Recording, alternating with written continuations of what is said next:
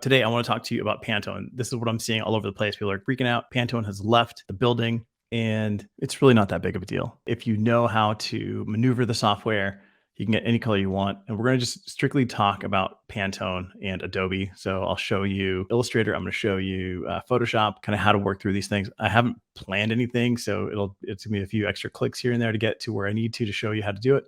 But it's easy. Anybody can do it.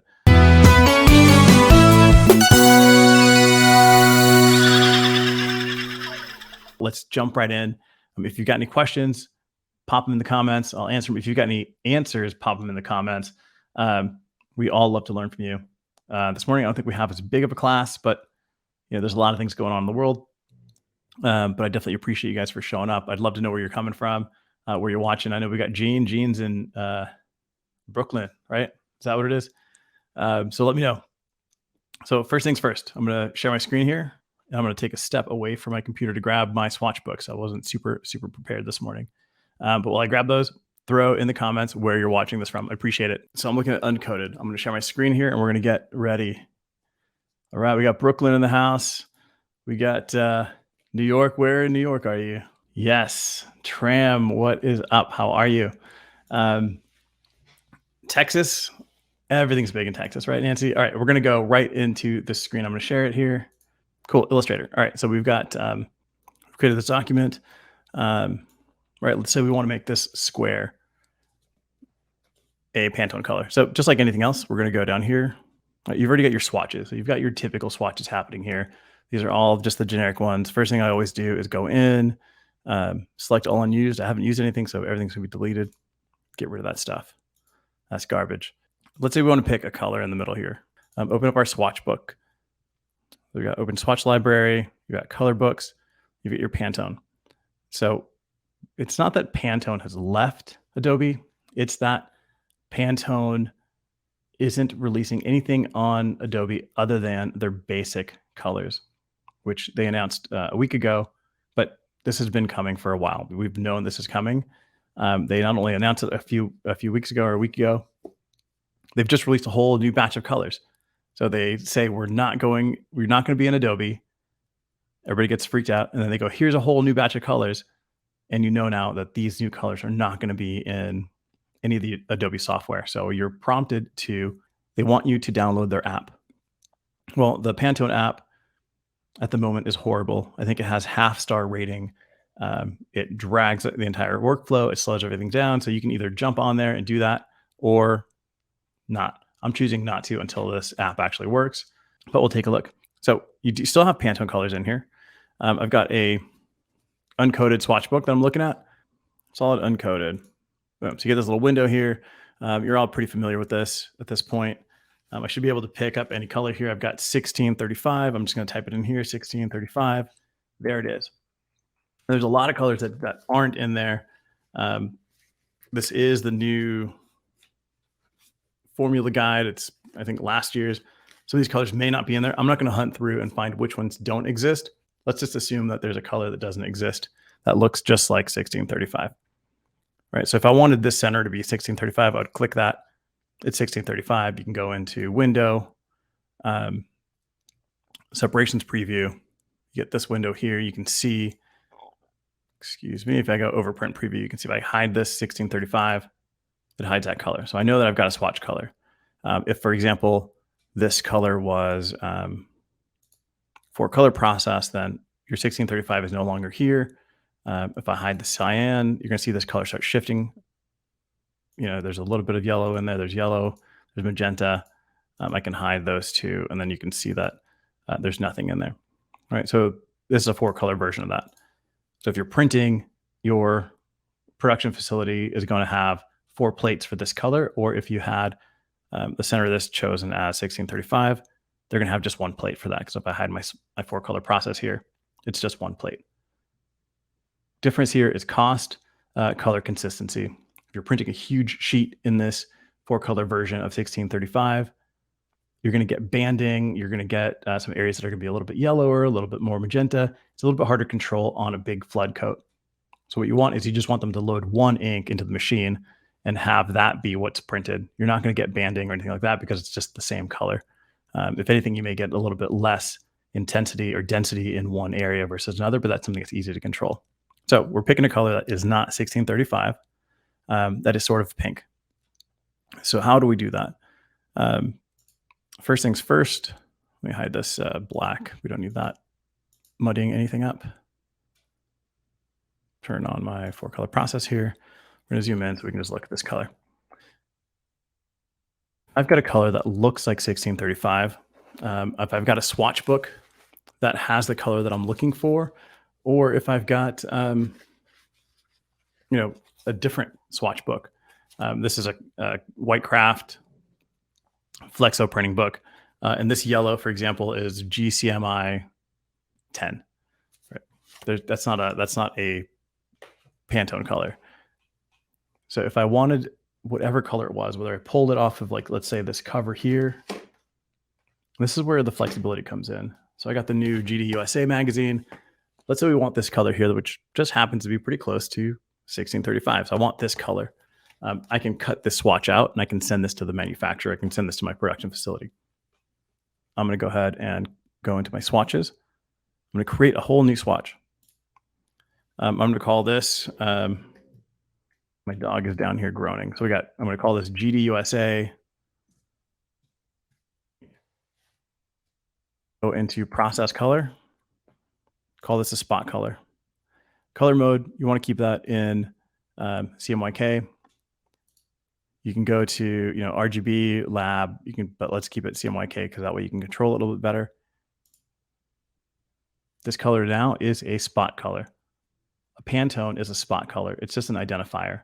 So what you can do with this GDOSA is, again, you can cut this swatch out. You can send it to the manufacturer. That's the color that I'm trying to achieve. If we look in our separations, we can hide our 4-color process. That guy's still there, so you're only outputting one plate. If, for example, there's a color in here in the swatch book that is 1636, but it's not in Adobe, you can just go PMS 1636. Select it. So it shows up here as PMS 1636.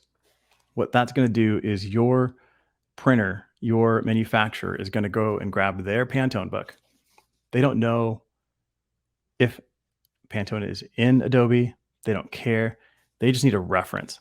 So they're going to go into this book, find 1636. They're going to mix that color. And I'm not looking at the right color. But let's say, I'm looking at purple now. So this is 10.13 of medium purple. It's 2.15 of black and 87 of transparent white. They're going to mix it up based on this. So what's on your computer doesn't really matter. What's on your computer is more of an identifier. This is the GPS coordinates of the color that I want you to look at and match to. They're going to go back to this. If they're a smaller printer, they may go to a ink manufacturer and say, "Oh, we need 1636. Can you mix us a batch of 1636?" That's all that's doing. One of the biggest questions and comments that I get here regarding Pantone is that if you've got two uncoated books side by side, same year, same everything, you might get 1636 in both books that don't even match each other. These are just references, visual references. This is not Bible. This is generally what it's going to look like. But what does not change is the mix of inks that go into it. So what you actually get back from production might be a little bit different than this. So again, it doesn't matter if it's in the software or not. The whole thing is just to create your own swatch that you can identify as the color. That way, in production, they're outputting one plate for your color. And if you've got 6 different colors, it doesn't matter. That way you're outputting 6 different plates specific to the color that you need. And go about it that way. I know it seems super simple, but I've seen a lot of people really stressed about Pantone leaving Adobe.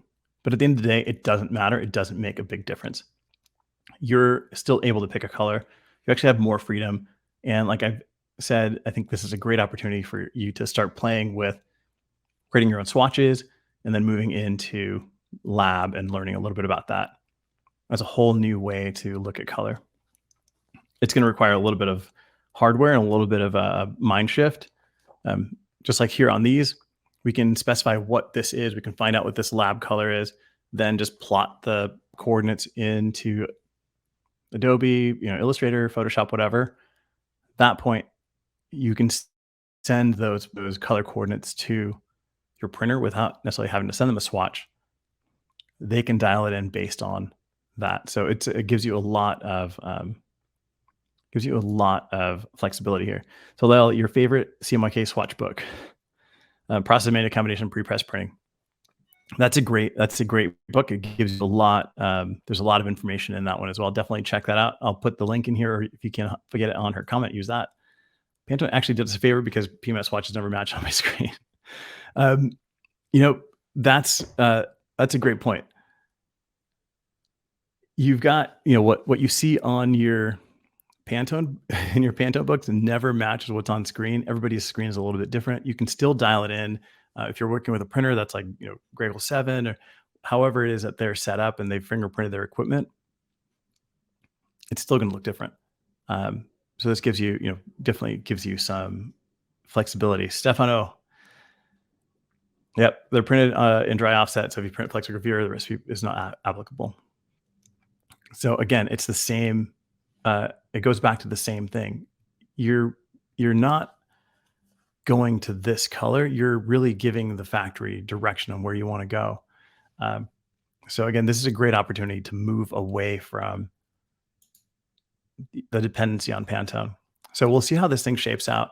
I did say I've got Photoshop on here to do this as well. To be honest with you, I have not done this in Photoshop in forever, but we can either try, or if you guys kind of have an idea on if you have any questions on Illustrator, let's go through these. Let's go through any of your questions. So Lyle, have you created your own swatches in Illustrator before? Or have any of you guys created your own swatches in Illustrator before? I'm kind of stalling because honestly, I can't even remember how to do this stuff in Illustrator. It's been so in Photoshop. It's been so long since I've used Photoshop. But we can do this really quick here. So I'm going to create a new layer. I'm going to throw in this green, which is a 4-color green that's down here. This is funny. I think I might embarrass myself here. I got a new mouse. I got this new Logitech MX everywhere, and it doesn't feel great.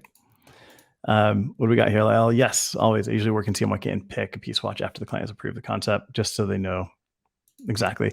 One thing I do recommend, and Lyle brings a great point, is you design, then you can go back and pick the color.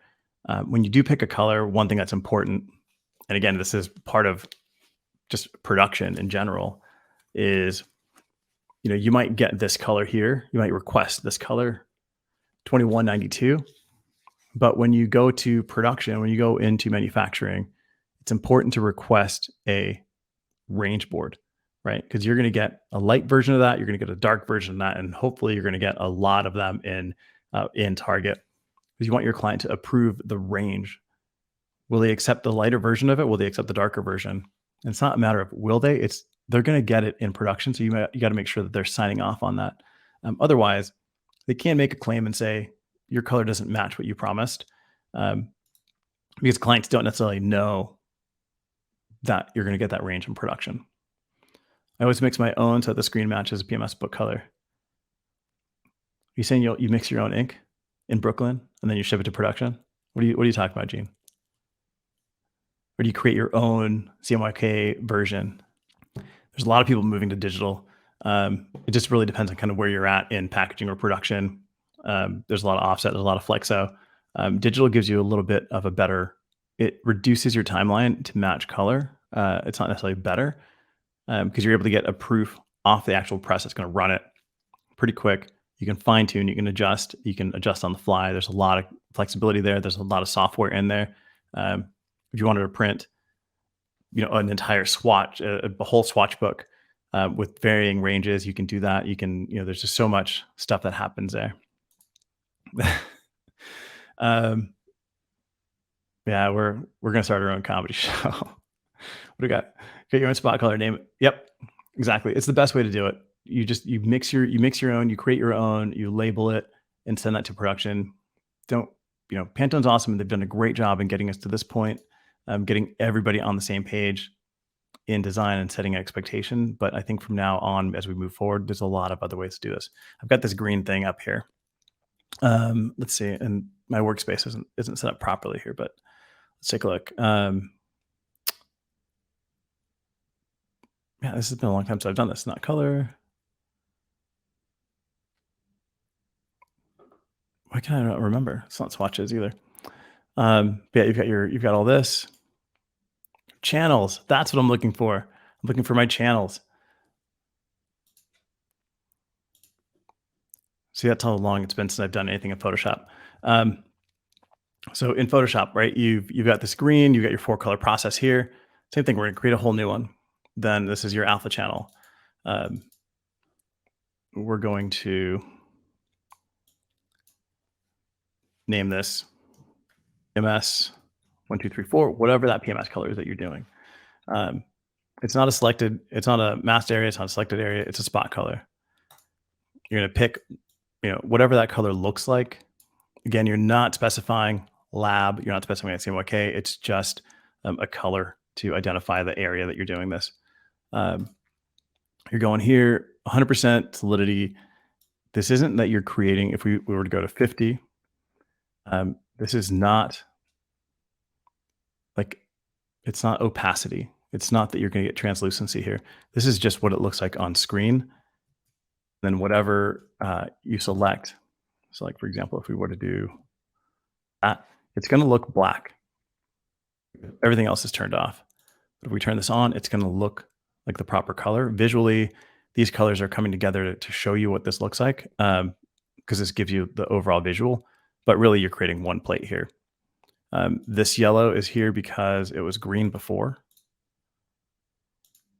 So we're going to go back in. We can grab, go here. We can delete. Here. We're going to go back to layers here. Deleting that. So there's nothing on this layer. You can see that layer is empty. Come here. It's only in the spot channel. So that's how you do it. Same thing. Just click, create, if we wanted to add a U on here because we're working in U, that's how you do it. And super easy. So I haven't done it forever, and I just remembered and took a second. Just name your own colors, forget Pantone. Pink will be flamingo. I think that yellow will be school bus, just like the front, the intro here. So again, super easy way to create colors. Pantone is just a map. It's not the destination, right? That's pretty good. I just came up with that. It just plots out where you're going, and it gets somebody else to the same place. But it's not what you're focused on. It's not the goal. You've got uncoded and coded. The color's going to look different on every substrate. I just spoke to somebody on the podcast. I spoke to Michael Fisher from Rotten Gummy Worms. They wanted to do super sustainable packaging, and what they did was they had this beautiful artwork laid out, beautifully grotesque. And what they wanted was to use compostable paper. Well, when they put their inks on this compostable paper, the color shifted completely because it just absorbed the paper differently. Light reflected off of it differently. It didn't have the appropriate sheen compared to what they had proofed. So there's a lot of things that happen that can affect your color. So even if they mixed to this color and the paper was a little bit different than what the paper that this is printed on, it's not going to match. So again, your swatch book, your colors that you're selecting on screen are just a guide to get you there. That's just the first step. Everything else happens after the fact. Talk to your manufacturer, get proofs, get light, medium, dark tolerance range, and go from there. So guys, it's Friday. It's September 9th. We're going to wrap up here. If you have any questions, throw them in here. Stefano, I definitely want to talk to you further on lab and changing colors and kind of what the next step is for designers beyond Pantone, because I think this is a good thing. This is a great opportunity to start really designing for color without Pantone as a crutch. So we'll see how that kind of shapes out. And I think, again, if designers change, I think Pantone might decide to go back to Adobe, or Adobe might pick something up. Other than that, I'd say the last thing I throw out there has nothing to do with color, just something that's been on my mind, has been AI. We've been seeing a lot of new AI things happening out there. Let's see, Laura Penn. Having the paper swatch book is kind of useless for color matching unless you have the online Pantone license. No, great question. So you can have this. The colors in here are not all going to be in Pantone. I'm sorry, in Adobe. So when you go into the Adobe swatch book in Illustrator, the color that you want that's in here may not be listed in there. So you have to create your own swatch book. You have to create your own swatch for the color that you want, and you can name it whatever you want, as I showed. So if you want, for example, this light blue that is 2706, and it is not in Illustrator, you just create your own swatch for a blue. It doesn't have to look exactly like this color when you create it in Illustrator or Photoshop. You just have to name it 2706. PMS 2706, Pantone 2706. If you're looking at the coded version, 2706C, uncoded 2706U.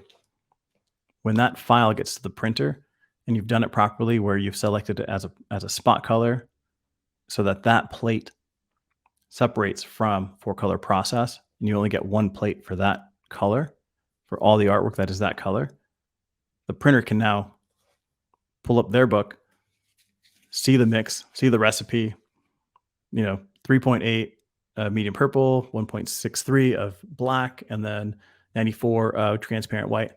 They can mix that up, put it on that plate. It'll match the Pantone book. The only reason that you want Pantone in Illustrator is because it just makes you have one step less. You can pull up their swatch book, click on their color, and it creates a swatch, a spot color swatch. But you can do that yourself. So this is not anything to panic about. It's super easy. So great question, Laura. You don't have to have the online Pantone license. And really their online app from Pantone is free to use. It's just not great. And it really kind of sucks to have multiple apps that you have to use in order to do this. You don't need it. You can do it all on your own. So glad that makes sense. Just the last thing, as we're talking about, I just mentioned, there's a lot of things happening in AI. There's a website out there. It's called GitHub. They help developers do websites and all this other stuff.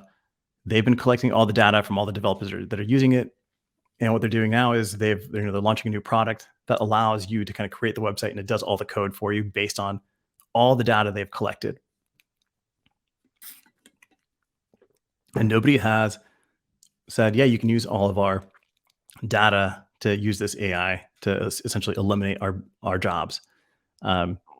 Excuse me. So one of the things that, as we start moving into these different apps, if you're using the Pantone app, they'll be able to see, this isn't like controversial or I'm not looking for conspiracies or anything like that. It's just kind of the way that these apps work is they collect your data.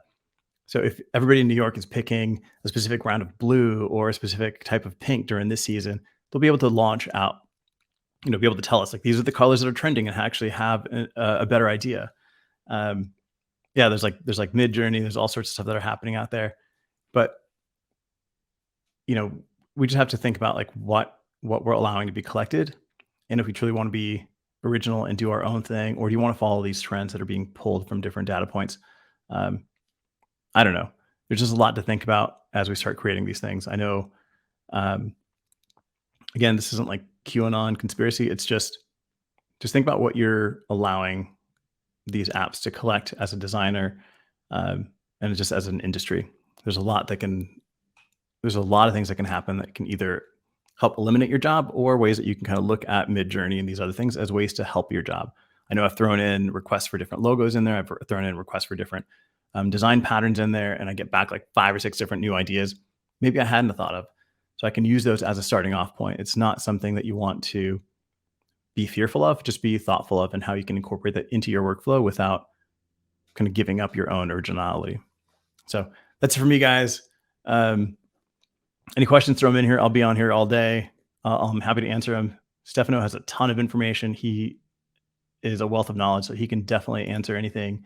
If you guys have any questions as well, I appreciate you, Stefano, being on here. I appreciate you, Gene. I appreciate all of you being on here. Lyle, Tram, thanks so much, and we'll see you next week. Next week I'll be doing the class from, where will I be? I'll be in Barcelona. That'll be awesome. I'll do it in Espanol. All right, guys. I'll see you. Thanks so much.